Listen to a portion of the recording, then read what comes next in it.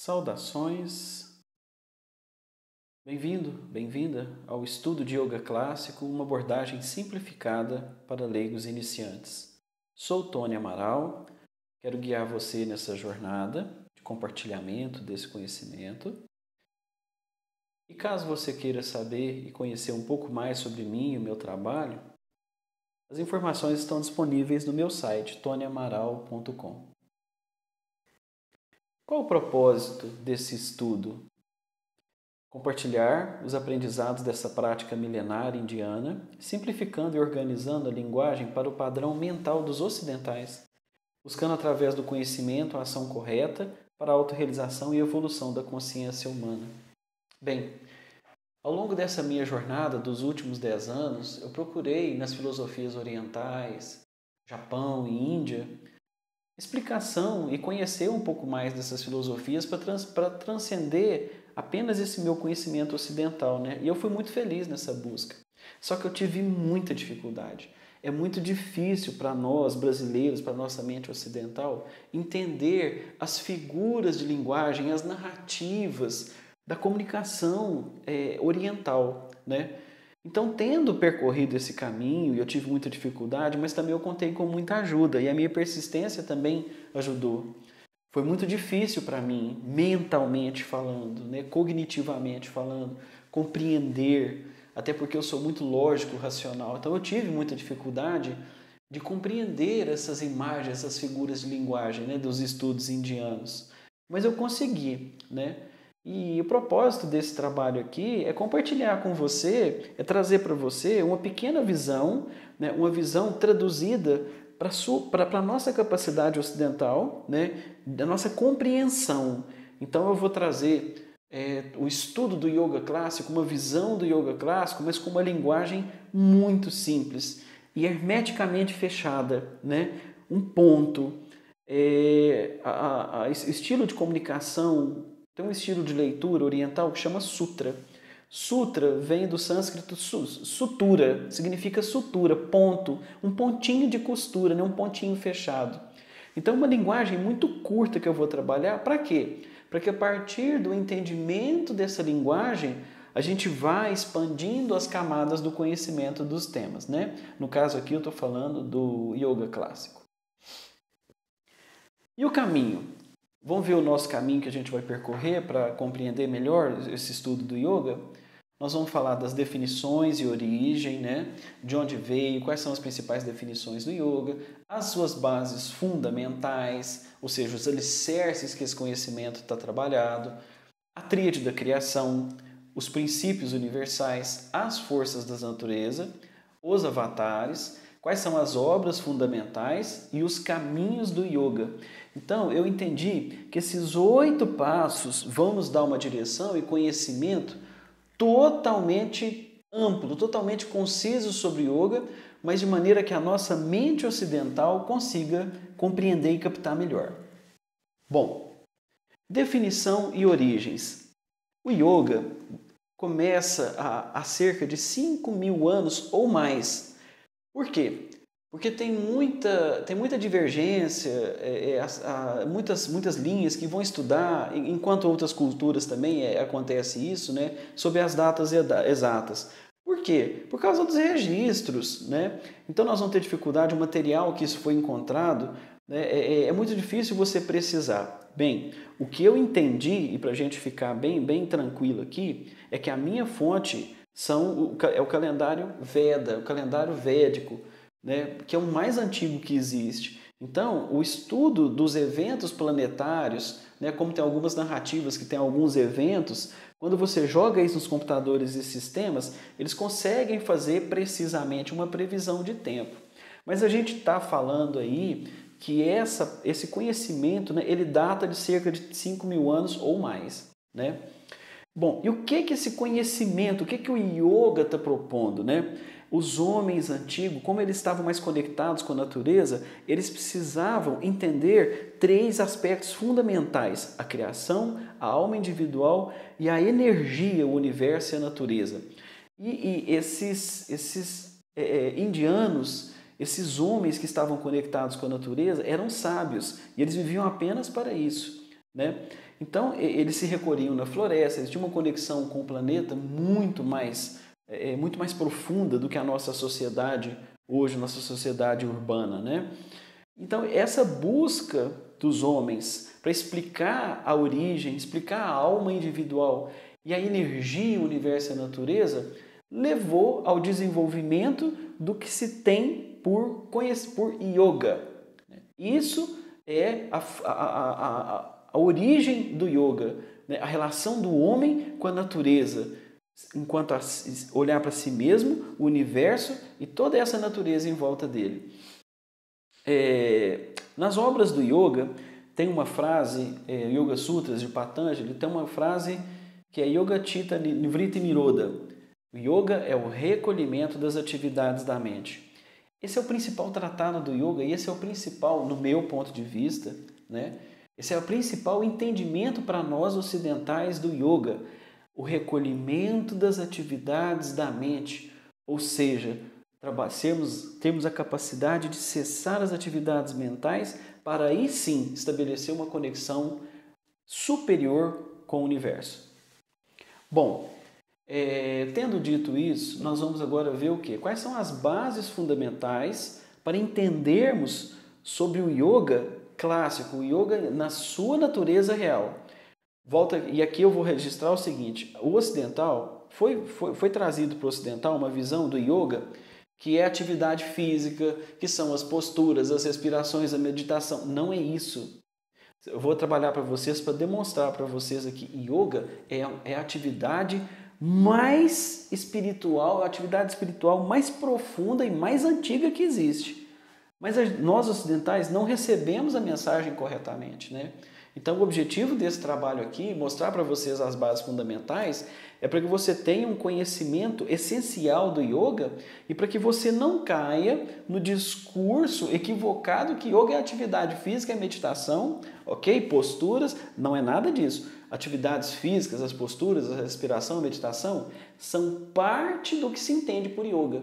E a minha missão aqui, eu tendo através do meu caminho percorrido, entendido e compreendido isso com muito esforço, eu quero facilitar esse esforço aqui para você, né? Porque à medida que eu conseguir compreender melhor o yoga, através dessa linguagem, o que eles estão dizendo, através dessas figuras, né? Que figuras são essas? O que elas estão falando? Essa narrativa, né? É muito diferente da nossa narrativa ocidental, pragmática, né? Era uma narrativa, uma linguagem muito ilustrada, muito esotérica, muito alegórica, né? Então, e a gente precisa trazer isso para a consciência ocidental, e eu vim ajudar nesse sentido. Então, vamos falar sobre as bases fundamentais. O primeiro ponto que eu quero trazer aqui é a tríade da criação, conhecida como Trimurti.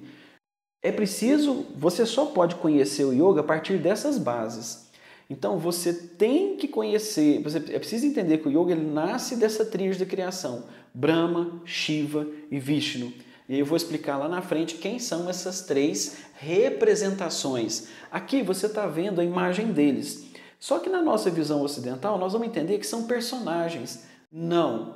Gente, no Oriente, quando você está vendo uma imagem, uma figura, uma narrativa alegórica, o que ele está mostrando? Ele está mostrando um princípio da natureza, um princípio universal. Então, quando você vai ver os deuses, a mitologia, no Oriente, eles estão relatando, estão associados, essas imagens não são pessoas, em sua grande maioria, né? Aqui nós estamos falando de princípios universais, e nós estamos falando dessa tríade da criação. Princípios, Brahma, Shiva e Vishnu. Outros princípios universais que nós vamos falar aqui vai ser Purusha e Prakriti, que eu vou explicar para vocês. Vou explicar para vocês as três forças da natureza, Rajas, Tamas e Sattva. Aí nós vamos ver também os avatares, né? O que é um avatar, né? Essa palavra que hoje tem mais evidência na nossa linguagem. Mas o avatar que nós vamos ver nessa introdução, que interessa para nós, que é pertinente ao yoga, é Krishna. Quem é Krishna? E se você não entender desses fundamentos aqui, você não vai entender o que é o yoga e você vai ficar com uma visão limitada. Nós vamos falar das obras fundamentais, as Upanishads, Bhagavad Gita e Yoga Sutras de Patanjali, que é o que eu referi anteriormente, aquela frase. e aquele conceito, né? Yoga é controlar as oscilações da mente. E eu vou apresentar para vocês os caminhos do yoga, que são as 4 sendas e os 8 componentes. Bom, vamos falar da tríade da criação de maneira resumida, que o objetivo desse vídeo aqui não é entender profundamente, mas é entender os conceitos básicos, conceitos elementares. A partir do momento que a gente for entendendo cada um desses conceitos, aí sim, cada vez que a gente for evoluindo, nós vamos poder estudar, o objetivo de estudar melhor cada um deles, né? Mas primeiro a gente precisa entender a alfabetização. Eu quero o beabá para você entender as letras desse alfabeto, né? A gente precisa conhecer as letras, senão a gente não vai poder escrever uma boa frase se a gente não tiver alfabetizado, né? Então, aqui no meio nós vamos olhar para quem? Para Brahma, né? O que é Brahma? Brahma é o Criador, o inseparável, ou seja, a origem de toda a criação. E, junto a Brahma, nós temos 2 outros fundamentos, que são Vishnu e Shiva. Vishnu diz respeito a quê? O princípio do mantenedor da criação, as manifestações, o mantenedor da criação. E o que vai acontecer com Vishnu? Vishnu, como mantenedor, como o responsável pelo equilíbrio no universo, né? Sempre que for necessário, Vishnu se manifesta através dos seus avatares. Aí eu vou explicar o que são avatares e quais são os principais avatares que Vishnu se manifestou aqui. Então, a função de Vishnu é sustentar, manter equilíbrio, né? E Shiva. Shiva, um outro nome muito forte, né? Um outro princípio, diz respeito à transformação, à destruição para a renovação. Na nossa cultura ocidental, um deus que se aproxima, um mito que se aproxima muito de Shiva é Cronos, né? Mitologia grega. Então, Cronos é o deus do tempo. O que é o deus do tempo, né? Um instante novo, o futuro só chega quando morre o passado, né? O presente é a morte do passado. Cada instante presente é o passado que se foi. Então, Shiva, né, ele tem esse aspecto da destruição, mas qual que é a função dessa destruição, né? Não é destruir o que foi criado. Shiva não destrói o que Brahma cria. Shiva, ele recolhe aquilo que precisa ser recolhido. Nós estamos falando de nascimento, crescimento e morte. Tudo no universo é evolução e toda essa evolução passa pelo ciclo. O ciclo universal de nascimento, crescimento e morte. Então, Shiva, através da destruição, da morte, ele vem recolher aquilo que é velho para dar lugar ao novo. Então, a tríade da criação é composta por Brahma, o Criador, Vishnu, o mantenedor, e Shiva, o transformador. Vou falar agora de 2 princípios universais muito importantes que fundamentam o yoga no seu aspecto mais amplo, Purusha e Prakriti. O que é Purusha, né? Purusha é aquilo que é eterno, não criado, não cria, passivo, absoluto, infinito, nem causa nem efeito, consciência, indestrutível, puro. Ou seja, Purusha está relacionado à consciência, à energia. Já Prakriti é eterno, não criado, cria, dinâmico, absoluto, infinito, causa e efeito, matéria e energia, indestrutível, também impuro. Ou seja, Prakriti já é a substância, a natureza. Então, o que quer dizer esse princípio? A consciência, a energia que se manifesta e se movimenta através da natureza. Percebe, então? Se você tem os princípios da criação, do mantenedor e do transformador, você vai ter 2 elementos principais para poder fazer esse movimento, que é a consciência, a energia, Purusha, e a matéria, a substância, Prakriti, ok? Bom, tendo dito isso, agora nós vamos ver o que? As forças da natureza. Os orientais, o yoga, o conhecimento do yoga, ele vai se relacionar com 3 forças da natureza, Raja, Sattva e Tamas. Então vocês percebem que lá atrás você tem criação, mantenedor e transformação. E depois você tem isso dentro de um sistema de consciência, de energia e de substância. Pois é, e essa substância, essa energia, ela vai se relacionar na natureza de 3 formas, Raja, Sattva e Tamas. Ou seja, Rajas quer dizer movimento, ação, desenvolvimento, desejo. Sattva já é o equilíbrio e a evolução da consciência. E tamas é inércia, repouso.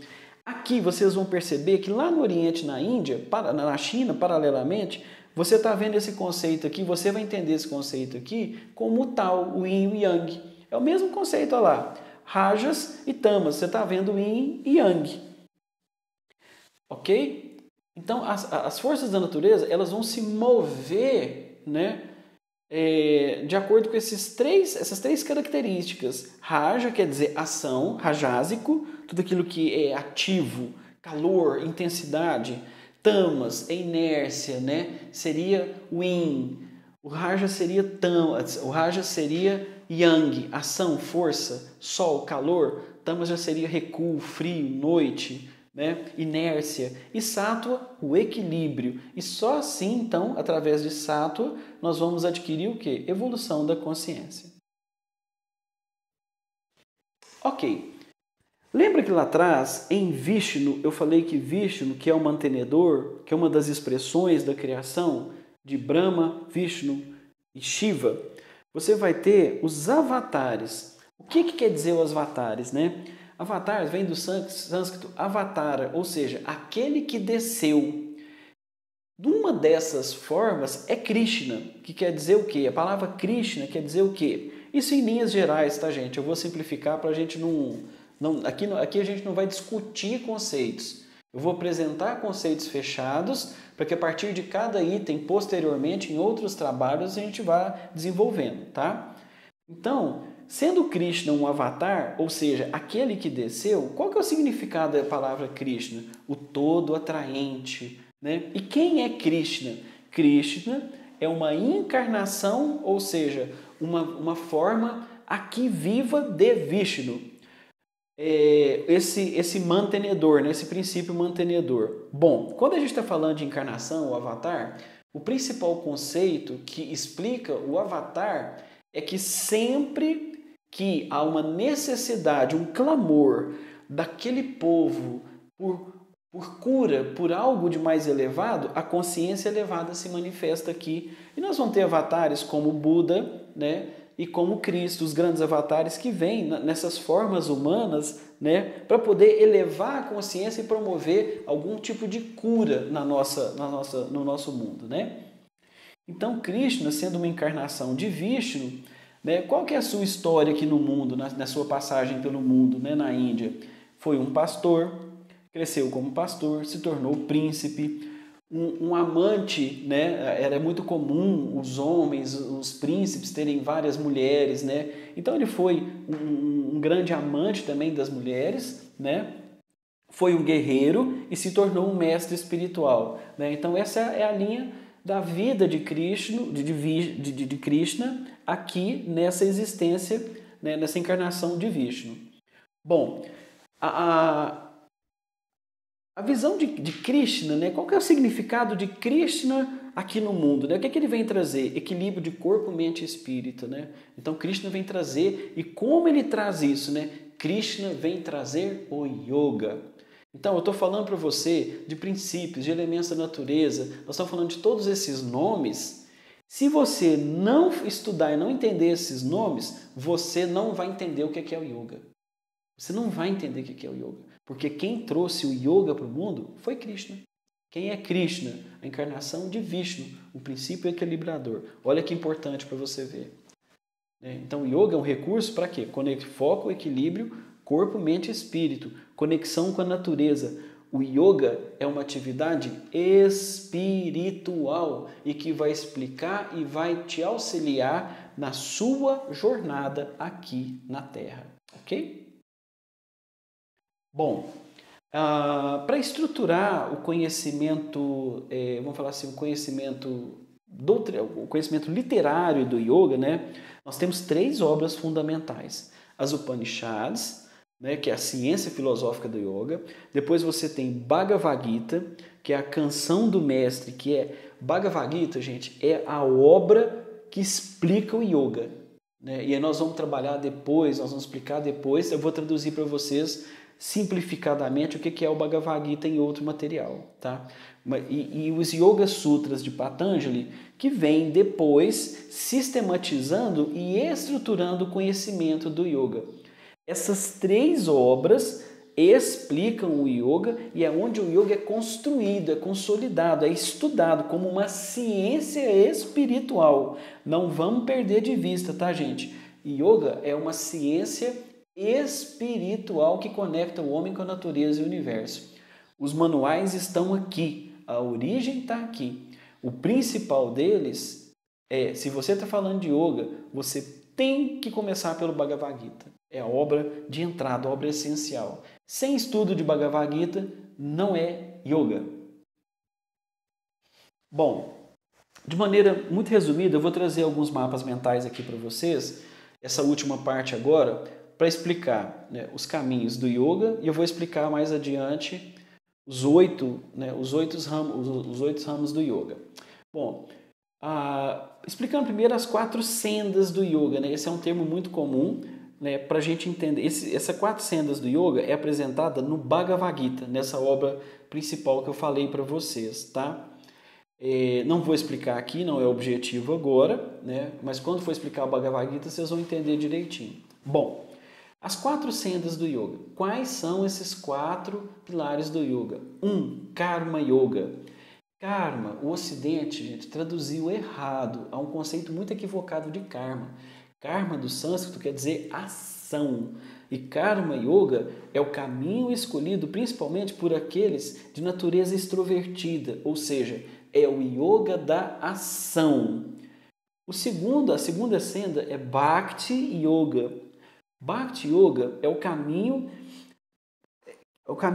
escolhido principalmente por aqueles que têm uma natureza um forte apelo emocional, né?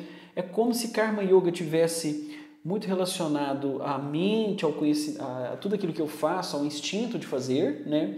E Bhakti Yoga já é meu coração, é emoção, é devocional, está relacionado com as imagens, está relacionado com a devoção, com a entrega ao absoluto, né? A Índia, gente, a Índia é um país muito devocional, é um povo muito devocional. E a gente precisa entender a força disso no sistema do yoga, tá? Depois vem Jnana Yoga, né? A terceira senda do yoga, que é o conhecimento, né? Esse é o caminho de força de vontade do intelecto, ou seja, ele é um caminho da mente. E por último, a última senda é o Raja Yoga, que vai trabalhar o quê? O controle mental e físico. Raja quer dizer real, ou seja, o caminho real para aqueles que buscam o controle absoluto.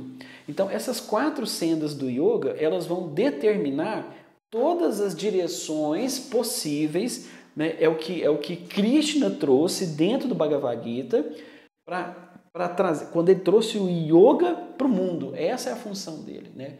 Apresentar Deus para o mundo. E isso é o que Krishna veio trazer, né? E através do yoga, a solução que ele trouxe chama-se yoga. Por isso que eu estou falando para vocês, yoga é uma atividade espiritual, trazida por Vishnu, encarnação de Vishnu, que é uma manifestação de Brahma. Quem é Brahma? Deus. Então percebe o tanto que a gente precisa conectar com o conhecimento maior acerca do yoga? E os caminhos, né? Segundo Patanjali, que é essa última obra que nós vamos ver, né, os Yoga Sutras de Patanjali, que sistematizou o yoga tem 8 caminhos, né? Esses caminhos se chamam Ashtanga, os 8 caminhos do yoga. Não é aquela prática Ashtanga Yoga, o nome é o mesmo, tá? Mas há princípios dentro do Yoga Sutras, Ashtanga significa os 8 caminhos, os 8 braços do yoga, né? Que os caminhos são esses? Yamas, Niyamas, Asanas, Pranayamas, Pratyahara, Dharana, Dhyana e Samadhi. Agora eu vou explicar cada um desses para ficar bem simples para você, ok? Os yamas são formas de restrições e elas oram de maneira universal, né? São condutas que nós devemos ter em relação ao todo. Quais são esses yamas, essas restrições? Primeiro é a ahimsa, não violência. A ahimsa é o pilar do yoga. E em ahimsa você vai entender por que os yogis não fazem uso de carne, né? Por quê? Porque não consomem, eles não se relacionam com nada daquilo que traz violência, ou seja, dor e sofrimento. Então, para o yogi, né, tudo aquilo que traz dor e sofrimento a qualquer outro ser vivo deve ser evitado. Por isso, então, você vai ver que a maioria o yogi é vegetariano porque ele não pode causar violência a outro ser vivo. Depois tem satya, ou seja, verdade. Satya é não mentir. Asteya significa o quê? Não roubar. Roubar aqui não significa, não é o roubo propriamente, de subtrair algo de alguém, mas é na questão também de querer se apropriar, querer ter aquilo que não é seu. Né? Você se manter ao que é seu. Né? Você vai ter brahmacharya, que é o quê? Autocontrole. A brahmacharya, eles associam muito ao celibato, tá? E não quer dizer celibato. Brahmacharya é o controle da sexualidade. Os mestres indianos, todos os grandes mestres indianos, a maioria dos grandes mestres indianos eram casados, trabalhavam, até hoje é assim, levam uma vida normal, né? Não levam uma vida de asceta, de reclusão, não era assim. Mas brahmacharya, o autocontrole da energia, está falando da sexualidade no conceito de energia sexual, né? Foi muito legal ampliar os conhecimentos sobre essa questão do brahmacharya que eu não conhecia. E o último yama é a parigraha, né? Que quer dizer o quê? Desapego. E a gente vai entender o apego como sendo a maior fonte de dor e sofrimento da humanidade. Ok? Essa é uma visão simples dos yamas. O objetivo aqui é ser bastante simples mesmo, para você pegar a mensagem e se fixar nela, e aí, de posse dessa mensagem, estando mais entendido para você, os fundamentos do yoga, aí você vai ver se você vai avançar ou não. Né? Bom, o próximo caminho são os niyamas, né? As prescrições individual, né? As recomendações que olha para você. Né? Então, o primeiro passo primeiro niyama é salka, ou seja, pureza, limpeza, né? O yoga precisa estar limpo, precisa estar puro. Aí você vai entender algumas práticas de posturas e respiratória que diz respeito à limpeza energética do praticante do yoga. Banho, limpeza, roupa, né? Tudo isso tem a ver com salka, né? Essa pureza, tem a ver com pureza energética, pureza na limpeza do indivíduo, dele com ele mesmo e com o mundo. Né? Santosha, contentamento. Esse contentamento aqui, para nós ocidentais, ele tem muita conexão com gratidão. Né? Esse contentamento é isso, essa gratidão, essa presença, esse estado de contentamento, né? Para nós aqui está muito relacionado com a gratidão. Ele gera essa presença, essa alegria de viver. Né? Tapas significa tem relação com disciplina. Tá? Eu não vou traduzir aqui, o objetivo aqui não é tradução, é entender como é que isso quer dizer para um ocidental leigo. Tá? Aqui nós estamos trazendo de maneira leiga, para depois disso nós evoluirmos. É uma papinha. A gente precisa comer primeiro uma coisa menos densa, né? Para depois ir aperfeiçoando a nossa nutrição. Aqui no conhecimento não é diferente. Então, tapas tem a ver com disciplina, né? Uma vida disciplinada, tem a ver com o indivíduo disciplinado. Né? Swadhyaya é o estudo de si. O estudo de si, Swadhyaya, ele tem também a ver com o estudo das escrituras. Né? É muito importante o estudo das escrituras para o conhecimento de si mesmo. Isso é Swadhyaya. Ishvara Pranidhana é a entrega ao absoluto, ou seja, aí entra muito forte essa questão da devoção, da entrega ao absoluto. Quem que é esse absoluto? Né? Deus. Quem é Deus? É Brahma. É entrega e rendição total. Para o yoga, sem essa rendição, você não está praticando uma prescrição importantíssima, né? Um niyama. Então tem que haver essa entrega ao absoluto. Né? Isso para nós ocidentais é muito diferente na forma com que isso é apresentado, que a gente entende isso. Né? O próximo caminho são os asanas, né? Que são as posturas. E essas posturas são Qual que é o objetivo dessas posturas? Né? Trabalhar o indivíduo de maneira psicofísica, para que através da postura ele tenha centramento, ele tenha um trabalho energético e vibracional para poder alcançar esse roteiro do yamas, niyamas, asanas, pranayama, pratyahara, dharana, dhyana e samadhi. Esse é o fluxo, né? O caminho do yoga. O que o yogi quer? Gente, o yogi quer samadhi. O objetivo do yoga é samadhi, é união. É integração universal. O yoga está propondo o quê? Esses 8 caminhos. O terceiro caminho dele são as posturas, né? Só que a gente vai ver que, fundamentalmente, o yoga clássico tradicional, ele não olha para as posturas. A principal postura que ele trabalha é a meditação, postura meditativa. Em todas as obras, eles não vão se referir Bhagavad Gita, Upanishads e Yoga Sutras de Patanjali. Você vai ver no máximo 4 posturas, e todas elas estão relacionadas à meditação. Então é muito importante frisar isso. O conhecimento clássico do yoga não evidencia postura, ok? Já os pranayamas, o quarto passo é o quê? Pranayama, controle respiratório. Então, qual que é o objetivo? A partir das posturas, nós vamos trabalhar o fluxo energético e através do controle da respiração, nós vamos trabalhar o quê? Essa energia mais bem elaborada, que vai ser o quê? Carregar o corpo do yogi para a prática, né? O yoga que é a prática do yoga, através do quê? Da meditação.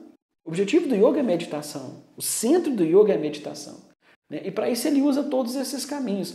O controle respiratório é uma forma de trabalhar mais o equilíbrio energético, a retenção dessa energia, para que ele tenha longos. Então o yoga está preparado para 2 horas, 5 horas, 1 dia, 3 dias, 5 dias de meditação, 10 dias de meditação.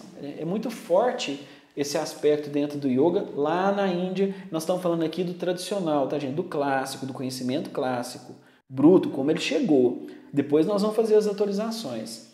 Depois é Pratyahara, né? O que vem Pratyahara? O Pratyahara é o recolhimento dos sentidos, né? É o objetivo da meditação, quando você está meditando, então você vai fazer o quê? Desligar os seus sentidos, né? Os tato, olfato, paladar, visão, audição. Então você vai desligando, por quê? Para que o seu cérebro não oscile, para que a sua mente não oscile. Ou seja, o desligamento não é desligamento da mente, mas é desconexão com as funções dos sentidos do corpo para ficar só com o essencial realmente, né? Para o corpo entrar num stand-by. Sabe aquele aparelho aparelho eletrônico que você coloca em stand-by, que ele fica só com as funções básicas? É mais ou menos isso que Pratyahara vem fazer, te colocar de stand-by no processo de meditação. Depois vem o que? Dharana, que quer dizer o que? Concentração. O que você vai ver, o que o ocidental conhece por mindfulness, por atenção plena, é Dharana. Né? De onde vem o mindfulness? Do budismo. De onde vem o budismo? Do yoga. Né? Siddhartha Gautama, o Buda, né, era yogi. Ele era indiano. Né? Então todo o conhecimento dele vem dos Vedas, vem do yoga. E Dharana, concentração, é o mesmo que atenção plena, né? É presença. Você se focar num determinado ponto e estar presente ali, tendo todo o seu sistema percorrido essas etapas anteriores. Né? Para quê? Para você entrar em dhyana, meditação. Aí a meditação, o estado meditativo propriamente dito. Né? Então olha quantos caminhos você tem que percorrer para poder meditar de acordo com o yoga. A função essencial do yoga é samadhi, que vem em seguida, estado de união. Ou seja, você se libertar. Então o que é essa união? O yoga ele vai te mostrar, não é o que você precisa fazer para alcançar a iluminação. É o que você precisa deixar de bloquear. Você para de bloquear. Porque está tudo dentro de você. Você já possui. Tudo que nós fazemos é bloquear o acesso ao quê? A iluminação. A iluminação não é um evento, é um estado. Céu, inferno, paraíso não são lugares. São estados da nossa consciência. Então, o objetivo do yoga, dos caminhos do yoga, é levar você a um estado de iluminação. E a meditação é o caminho para isso. Ok? Bom, tendo chegado aqui, explicando para vocês os fundamentos, os princípios básicos do yoga, né? O que eu quero, então, registrar aqui? Primeiro, até o objetivo desse trabalho, né? É de auxiliar no ajuste da visão ocidental em relação ao Oriente. Tá? A nossa visão é muito distorcida. Eu falo por mim. Né? Porque há 15 anos atrás, 10 anos atrás, se você me levasse, me mostrasse um negócio desse, uma prática, não, aquilo para mim não fazia sentido nenhum. Né? Só que à medida que eu fui entendendo, estudando mais, nossa, é uma ciência. Yoga é ciência, tá, gente? É uma ciência espiritual. Né? A Bhagavad Gita, tá? A Bhagavad Gita é a canção do mestre, a canção do Senhor, é feminino. Então, a Bhagavad Gita como eixo central dos estudos e práticas.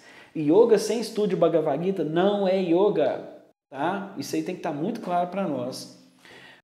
Outro ponto que eu quero reforçar aqui é o conhecimento como plataforma de evolução da consciência. Por quê? Tudo aquilo que eu costumo dizer que as pessoas julgam as coisas com duas medidas, a do conhecimento e a do desconhecimento, né? Só que o conhecimento também, se o conhecimento dela é raso, ela também vai colocar uma coisa que pode ser muito profunda numa condição de raso. Então, qual que é o desafio aqui? O nosso desafio como ocidental é ampliar a nossa matriz de conhecimento para poder conectar com as coisas e o conhecimento do Oriente, que é o que existe mais antigo na humanidade. O berço da nossa civilização é a Índia, é lá que a civilização nasceu. E nós estamos olhando só para a cultura europeia, só para aquilo que foi nós como colônia portuguesa aqui no Brasil, nós não olhamos para o Oriente, nós fechamos a porta para o Oriente. E a humanidade nasceu lá. Então nós temos que fazer, a mãe da religião é a Índia, é o hinduísmo. É a mãe, nós temos que olhar para lá, nós temos que retornar. Nós temos que ter essa reverência e esse conhecimento, esse respeito pela cultura indiana, porque é de lá que a humanidade vem. É lá que nasceu a religião, através dos Vedas. E nós temos que respeitar isso, nós não podemos virar as costas para isso. Com isso, né, buscar evoluir horizontalmente no conhecimento para acessar a sabedoria vertical. Reforçando isso que eu estou falando. Então, o conhecimento, né, não é para ficar aqui na informação e na academia, né, no texto. Não, a partir do momento que eu conhecer melhor o texto, a minha prática espiritual, minha prática livre, vertical, minha conexão com o todo, ela vai se dar melhor.